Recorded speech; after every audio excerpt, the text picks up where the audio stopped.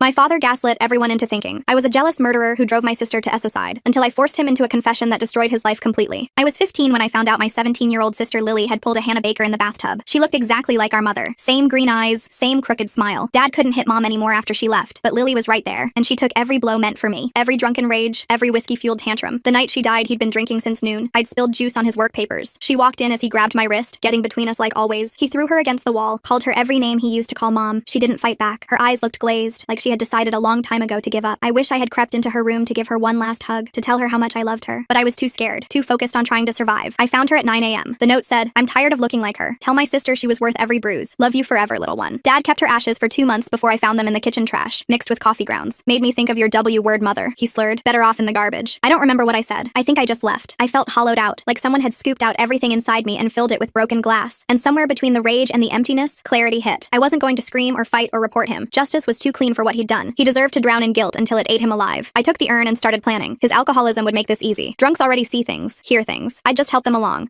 I started recording his worst moments through the walls. Every horrible word he said about Lily. He'd say things like, best thing she ever did was string herself up. And because of the alcohol, it only took 3 days before he started getting paranoid. He'd pause mid-beer, look around, and just as he managed to convince himself he imagined it, I'd play the recordings on the speakers around the house again. His own miserable voice, everywhere. He started drinking alone at home, said bars were too loud. I was going to stop there, until one night when I found myself spraying Lily's perfume all over my clothes, trying to remember exactly how she smelled, how safe she made me feel. Except I had done this so many times that her perfume bottle ran out, and the grief hit me all over again, but something else hit me even harder, and that was my villain arc. On her 18th birthday, I had a prom dress delivered to his work, powder blue, size 2. The card, "For all the dances I'll never have. Love, Lily." His coworkers thought it was sweet. He came home shaking, deep-throating a bottle of vodka, trying to forget. Next, a college acceptance letter to her dream school, full scholarship. Then daily coffee deliveries, teen magazines, a singing birthday telegram that made him lock himself in the workplace bathroom. Each gift included a note. "You threw this away too. Still in the trash?" The packages piled up on his porch. Everyone saw them. Daily reminders of a daughter who should be living. His drinking doubled, started calling in sick. Vodka for breakfast became normal. Then came the number 17, her death age. I made it haunt him. His phone clock, always 1717 when he looked, thanks to a simple hack. Grocery receipts, always $17. I'd follow him shopping, buying, or returning items to make it work. License plates, thermostats, everything 17. Alcohol-soaked brains love patterns. His was primed to see them. Soon he found 17s I hadn't even planted. Started photographing everything, building a Hammered's evidence file of numerical persecution. The drinking accelerated. Blackouts became normal. He'd wake up to more 17 receipts, more gift deliveries, more whispers. Couldn't tell what was real anymore. Alcohol and guilt blended into one long nightmare. His coworkers noticed, smelled the vodka sweat, saw him flinch at nothing, heard him muttering about numbers. They suggested time off. He refused, drank more. The final gift was a new urn, identical to the one he'd trashed, delivered to his office with a note. "In case you want to throw me away again, I'll always come back. Love, Lily." The day it arrived, I got the call. It was him, hammered beyond words. The gifts, voices. "Is it you?" His voice was shaking. I responded with a simple, "You're hammered, Dad. I'm sorry. About Lily. Everything. Just make it stop." I hung up, sent one last package, gray fireplace ash. The note, "Every time you throw me away, I multiply. How many times will you unalive me?" He checked himself into a psychiatric hold the next day, told them his dead daughter was haunting him through numbers and voices. Classic alcohol-induced psychosis mixed with guilt, they said. I moved in with my aunt. Sometimes I'd visit just to see how bad he'd gotten, and one morning, at 8 a.m., there was a knock at the door. It was the police getting ready to take me into questioning, because in his psychotic break, my dad went to the police saying he had unalived Lily, and that I helped to cover it up. The officers stood there with their badges out, their faces serious but not unkind. One was older with gray at his temples, the other younger with nervous energy that made him shift his weight between feet. "We need you to come with us to answer some questions about your sister's death," the older one said. His voice was gentle, like he was talking to a scared animal. I grabbed my jacket from the hook by the door, my hands steady even though my heart was racing. Aunt stood behind me in her bathrobe, coffee mug frozen halfway to her lips. "What's this about?" she asked, but I was already walking toward the police car. The ride to the station took 20 minutes. I counted the streetlights we passed, watched people starting their normal days. A woman walked her dog. A man carried coffee and a briefcase. Normal people living normal lives while I sat in the back of a police car because my father had finally snapped completely. The interrogation room was exactly like the ones on TV. Gray walls, metal table, uncomfortable chairs. They brought me water in a paper cup and told me to wait. I sat there for 40 minutes before anyone came in. When they finally arrived, there were 3 of them. The 2 officers from earlier and a woman in a suit who introduced herself as Detective Martinez. She had kind eyes, but I knew better than to trust that. "Your father came to us yesterday," she started, setting a folder on the table between us. "He made some very serious allegations." I took a sip of water, letting the silence stretch. "He claims that your sister didn't take her own life, that he was responsible for her death, and that you helped cover it up." The water tasted like metal. I set the cup down carefully. "He's been drinking heavily since Lily died," I said. "He checked himself into psychiatric care yesterday because he was having delusions." Detective Martinez opened the folder. Inside were photos of the packages I'd sent, printouts of receipts, even screenshots of his phone showing the time 1717. "He also claims you've been harassing him, sending packages, manipulating him psychologically." I looked at the evidence spread across the table. My fingerprints weren't on any of it. I'd been careful about that. "I've been living with my aunt since he went to the hospital," I said. "You can check with her." "We will," the younger officer said. He seemed eager to play bad cop. "But first, we need to hear your version of what happened the night your sister died." So I told them how Dad had been drinking since noon, how I'd spilled juice on his papers, how Lily had gotten between us like she always did, how he'd thrown her against the wall wall, how I'd found her the next morning with the note beside the tub. Do you still have the note? Detective Martinez asked. Dad threw it away with her ashes, I said, and my voice cracked for the first time. Put them in the kitchen trash with coffee grounds. The younger officer made a disgusted sound. Even the older one looked uncomfortable. Tell us more about your father's drinking, Detective Martinez said. I told them everything. The years of abuse, how it got worse after Mom left, how Lily took the worst of it to protect me. I showed them old photos on my phone of bruises on my arms, ones Lily had made me take, just in case. Why didn't you report this before? The younger officer asked. Lily made me promise not to. She said it would make things worse, that we just had to wait until I turned 18 and we could leave together. They kept me there for 12 hours. The same questions over and over, asked different ways. They brought in lunch, a sad sandwich and chips, and dinner from a Chinese place. My aunt called 4 times, but they wouldn't let me answer. Around hour 8, Detective Martinez left and came back with a stack of papers. Your father's given us a very detailed confession, she said. He claims you forged the sewer slide note, that you've been planning this since before your sister died. I stared at the papers. Dad's handwriting, shaky from withdrawal but still recognizable. He says you were jealous of Lily, that you resented how much attention she got. The attention was him beating her, I said flatly. He claims the bruises were self-inflicted, that Lily had mental health issues and you encouraged her self-harm. My hands clenched under the table. This was worse than I'd expected. Even in his psychosis, Dad was still trying to destroy everything. He also provided us with these, Detective Martinez continued, pulling out a new set of photos. They were of me following him to the grocery store, taken from security cameras. He says you've been stalking him for weeks. I looked at the grainy images, me in the cereal aisle, me by the checkout, all from my $17 receipt scheme. I shop at the same store, I said. It's 3 blocks from my aunt's house. Every day, at the exact same time your father shops? I didn't answer. Anything I said would make it worse. The younger officer leaned forward. Here's what I think happened. Your sister was troubled. Maybe she was hurting herself. Maybe your dad was too strict. Maybe both. But when she died, you saw an opportunity. You could get rid of your father and have all the sympathy for yourself. That's not. You started small, he continued. Sending packages, playing recordings, classic gaslighting techniques. You wanted to drive him crazy, make him confess to something he didn't do. He threw her ashes in the trash, I said again. So you claim. But we only have your word for that. They brought in a laptop around hour 10, showing me more evidence. Recordings pulled from Dad's phone of his own voice saying horrible things about Lily. The metadata showed they'd been played through speakers, not said live. I was documenting his abuse, I said, in case I ever needed proof. Or you were collecting ammunition for your harassment campaign, the younger officer countered. Detective Martinez pulled out another paper. Your father's medical records show he's been suffering from severe anxiety and paranoia for the past month. His blood alcohol content when he checked himself in was 0.28. That's severe intoxication. He's been an alcoholic my whole life, I said, which would make him an easy target for manipulation, she replied. Hour 11 brought new revelations. Dad had apparently kept detailed notes about every incident, every package, every occurrence of the number 17, every time he heard voices. He'd even hired a private investigator who'd caught me buying a blue prom dress 2 weeks ago. You want to explain that? The younger officer asked, showing me the receipt. I stayed silent. How could I explain that I'd wanted to hurt him the way he'd hurt us? That every package was a tiny revenge for years of pain? Your aunt is here, Detective Martinez said finally. She's agreed to maintain custody while we investigate further, but there are conditions. She listed them while I half listened. No contact with Dad, no leaving the county, weekly check-ins with a social worker. I nodded at all the right places. When they finally released me, it was past midnight. Aunt waited in the lobby, her face a mix of worry and something else. Doubt, maybe, or fear. The ride home was silent. She didn't ask what happened, didn't offer comfort. When we got to her house, she paused before unlocking the door. I need to know, she said quietly. Did you do what he says? He threw Lily's ashes in the trash, I said for what felt like the 100th time. She nodded, but I could see she wasn't convinced. Not entirely. I went to my room, Lily's old room when she'd stayed here during the worst fights. Her chemistry textbooks were still on the shelf, her periodic table poster still on the wall. I lay on the bed and stared at the ceiling, trying to process what had just happened. Dad had turned my own plan against me. Every move I'd made to destroy him had become evidence of my guilt. The recordings, the packages, the 17 receipts, all proof that I was the disturbed one, the manipulator. My phone buzzed. A text from an unknown number. Bail hearing tomorrow. See you soon, sweetheart. Dad. I deleted it immediately, but my hands were shaking. How did he get a phone in psychiatric hold? How did he know my number? Another buzz. This time from my friend Sarah from chemistry class. OMG, are you okay? Cops came to school asking about you. Then another from Jake, my lab partner. They wanted to know about that project on psychological manipulation. I didn't tell them anything, but Mrs. Peterson gave them your research notes. My stomach dropped. The project had been about gaslighting techniques in abusive relationships. I'd researched extensively, bookmarked articles about driving people to question reality. It had been therapeutic, a way to understand what Dad did to us. Now it would look like a blueprint. I spent the rest of the night awake, listening to every car that passed, every footstep outside. Aunt had locked her bedroom door. I heard the click from down the hall. When morning came, I was exhausted but wired. Aunt made breakfast in silence, sliding eggs and toast across the table without meeting my eyes. The social worker will be here at 10, she said finally. You need to cooperate fully. I know. And your father. She paused, choosing her words carefully. His lawyer called. He made bail. The fork slipped from my hand. How? He was on psychiatric hold. Voluntary admission. He checked himself out against medical advice. His lawyer argued he was seeking help for alcohol-induced delusions and wasn't a flight risk, but he confessed to killing Lily while intoxicated and experiencing what his lawyer calls persecution delusions. They're claiming you drove him to it. I pushed the eggs around my plate, no longer hungry. Dad was out, free, and he'd already started his game with the text last night. The social worker arrived exactly at 10. Ms. Chen, a woman in her 30s with a gentle voice but sharp eyes. She asked about school, about my grades, about my plans for college. Safe questions at first. Then, tell me about your relationship with your sister. So I did. How Lily had been my protector, my shield. How she'd taken every blow meant for me. How she'd made me promise to be strong, to survive. And your father? He's an alcoholic who abused us for years, I said simply. The police report mentions you've been sending him packages, playing recordings. Can you explain that? I looked her straight in the eye. I wanted him to remember what he did, to feel guilty. And the number 17? Lily's age when she died. I thought if he saw it enough, he'd understand what he took from the world. She wrote everything down in careful handwriting. Your father father claims you were jealous of Lily, that you resented her. I loved her more than anything, I said, and for once my voice was steady. She was the only good thing in that house. Ms. Chen asked about the chemistry project, about my research into psychological manipulation. I explained about trying to understand abuse patterns, about wanting to recognize the signs. But you use that knowledge against your father, she said, not a question. I used it to make him face what he did. Some would call that revenge. Some would call it justice. She left after an hour with promises to check in next week. I watched her car disappear down the street and wondered what she'd write in her report. The afternoon brought more texts from unknown numbers, pictures of our old house, of Lily's grave, of the liquor store Dad frequented. No words, just images that made my skin crawl. I showed them to Aunt, but she just looked tired. Maybe you should stay off your phone for a while, she suggested. I wanted to scream that this was exactly what Dad did. Make you question yourself, make others doubt you, isolate you until you had nowhere to turn. But I just nodded and put the phone away. That night, I heard a car idling outside. The engine rumbled for 20 minutes before driving away. I peeked through the curtains but couldn't see anything in the darkness. The next morning, there was an envelope under the door. Aunt found it when she went to get the newspaper. My name was written on the front in Dad's handwriting. Should we call the police? She asked, holding it like it might explode. They'll say there's no proof it's from him, I said, taking it from her. Inside was a single sheet of paper, an apology letter, the kind they make you write in AA, all about taking responsibility and making amends. But between the lines of regret were subtle digs. How sorry he was for failing to see the signs of my troubles, how he should have gotten me help sooner, how he forgave me for what I'd done to our family. It was masterful. Anyone reading it would see a broken father trying to reconcile. Only I could read the threats underneath. School called that afternoon. The principal's voice was carefully neutral as she explained that given the ongoing investigation, they felt it best if I took some time off. Just until things are resolved, she assured me. Your teachers will send work home. Suspended without calling it a suspension. I wondered if Dad's lawyer had called them, or if they decided on their own that I was too much of a liability. The isolation was suffocating. Aunt went to work, leaving me alone in the house with nothing but my thoughts, and the occasional car driving by too slowly. I tried to do schoolwork but couldn't focus. Tried to sleep but kept jolting awake at every sound. On the third day, Jake texted from a different number. Using my mom's phone, cops took mine. They're really pushing the jealousy angle, asking if you ever talked about Lily negatively. I stared at the message, remembering all the times I'd vented to him about feeling guilty that Lily protected me, how I'd said I wished I could take her place, that she deserved better. Out of context, it would sound terrible. Also, his next message read, someone told them about the time you looked up how to drive someone crazy on the school computer for the project, remember? But they're making it sound planned. Every innocent action was being twisted. Every moment of research, every expression of grief or guilt, all becoming evidence of some master plan I'd never had. The irony wasn't lost on me. I'd wanted to drive Dad crazy with guilt, but he was doing the same to me with lies. That night, another envelope appeared. This time, Aunt was still awake when we heard the footsteps on the porch. She grabbed a baseball bat from the closet, but by the time she opened the door, whoever it was had vanished. The letter was longer this time. More apologies, more subtle accusations, but at the end, a new addition. I've been in touch with your mother. She's worried about you too. Maybe it's time for a family reunion to heal these wounds. My blood went cold. Mom had left when I was 8. No forwarding address, no contact for 7 years. How had he found her? We need to call the police, Aunt said after reading it, but when they came, they seemed more annoyed than concerned. The letters weren't explicitly threatening. The footsteps could have been anyone. Without proof it was Dad. Their hands were tied. Maybe install a security camera, one officer suggested. Document everything. After they left, Aunt turned to me with an expression I'd never seen before. Your mother, she said slowly. Would she really take his side? I don't know, I admitted. I barely remember her anymore, but I remembered enough. How she'd flinch when Dad came home, how she'd hidden bruises with makeup, how she'd left in the middle of the night, leaving only a note that said, I'm sorry. If Dad had found her, if he'd convinced her I was dangerous, would she believe him? Would the woman who'd abandoned us to save herself now help destroy the daughter she'd left behind? The next few days blurred together. More letters, always just vague enough to avoid police action. More texts from unknown numbers. Jake reported that the police had interviewed half our chemistry class. Sarah said rumors were flying about why I wasn't at school. Then, exactly 1 week after the interrogation, everything escalated. I woke to Aunt screaming. I scrambled out of bed, my heart hammering as Aunt's screams echoed through the house. Racing down the hallway, I found her standing in the kitchen, staring at the refrigerator. Every surface was covered in photographs, dozens of them, all of Lily. School pictures, candids, even ones from her last birthday party. Each photo had been defaced with red marker. Jealous, scrawled across her face. Liar, over her smile. Murderer, covering her eyes. Aunt's hands shook as she pointed to the kitchen window. The lock had been jimmied open. Someone had been in the house while we slept. The police arrived within minutes, but their response was predictable. No fingerprints on the photos, no witnesses. The security camera Aunt had installed showed nothing. Someone had spray painted the lens black during the night. Change your locks, the older officer suggested. Maybe stay somewhere else for a few days. But where could we go? Aunt's face had gone pale, and I could see the doubt creeping deeper into her eyes. She was starting to wonder if maybe I'd done this myself, if maybe Dad's stories about my instability weren't completely fabricated. That afternoon, Ms. Chen made an unscheduled visit. She sat across from me in the living room while Aunt hovered in the doorway, arms crossed. Your father's lawyer contacted our office, Ms. Chen said carefully. He's provided some concerning information. She pulled out a folder, revealing printed emails. My stomach dropped as I recognized them. Messages I'd sent to Lily months before she died. Taken out of context, they looked damning. I wish you didn't have to protect me all the time, one read. Sometimes I think we'd both be better off if things were different. Another. I hate that he compares you to Mom. I hate that you look like her. It's not fair. These were private, I said, my voice barely above a whisper. How did he even get them? Your father says Lily showed them to him, that she was worried about your mental state. The lie was so perfectly crafted. Lily would never have shown Dad anything, but she wasn't here to deny it. And the emails, twisted just right, painted a picture of a resentful younger sister. Ms. Chen continued pulling out papers. Screenshots of my search history from months ago. Sibling rivalry psychology. Dealing with jealousy. How to cope when parents play favorites. I was trying to understand our family dynamics, I explained. Trying to process everything. Your father suggests you were building a case against your sister, that you resented her role as protector. The room felt like it was spinning. Every innocent search, every moment of trying to to understand our dysfunction, was being weaponized against me. That evening, Aunt barely spoke during dinner. She'd installed new locks, but I could tell she no longer felt safe with me in the house. When her phone rang, she took it in her bedroom, closing the door. I heard her voice through the walls, low and worried. An hour later, she emerged with an expression I'd never seen before. "That was your mother," she said quietly. My blood went cold. "Mom called you? Your father found her. Told her what's been happening. She's concerned." Concerned? The word tasted bitter. "She abandoned us 7 years ago. She says your father told her things about your behavior before she left. Things she's remembering now." "What things?" But I already knew. Dad was planting false memories, making Mom question everything she thought she knew about her daughters. Aunt sat down heavily. "She says you used to have tantrums, that you'd hurt yourself and blame Lily, that she left partly because she was afraid of what you might do." None of it was true. I'd been 8 years old, terrified and trying to survive. But memory was malleable, especially when manipulated by someone who knew exactly which buttons to push. "You don't believe her," I said. It wasn't a question. Aunt's silence was answer enough. The next morning, I woke to find my laptop missing. Aunt claimed she didn't know where it was, but I saw the guilt in her eyes. She'd given it to someone, the police, Ms. Chen, maybe even Dad's lawyer. "I need to protect myself too," she said when I confronted her. "If there's nothing incriminating on it, you'll get it back." But I knew what they'd find. More searches about psychological manipulation. The draft of a story I'd written about a girl who lost her sister. Taken out of context, it would look like a confession. Jake texted again that afternoon. "Police took our whole chemistry project. They're focusing on the section about gaslighting. Someone told them you were obsessed with it." I wanted to scream. The project had been about recognizing and escaping abuse. Now it was being used as evidence that I was the abuser. That night, I couldn't sleep. Every creak of the house made me jump. Around 3 a.m., I heard it. The distinctive sound of our old garage door opening. The one Dad had never fixed, that squeaked in a specific pattern. I crept to the window and saw him. Dad, swaying slightly, placing something in Aunt's car. He was gone before I could even think about calling for help. In the morning, I tried to warn Aunt, but she was already leaving for work. "I'm late," she said, grabbing her keys. "We'll talk tonight." I watched from the window as she drove away, dread pooling in my stomach. 20 minutes later, she called, her voice shaking. "The police just pulled me over. They found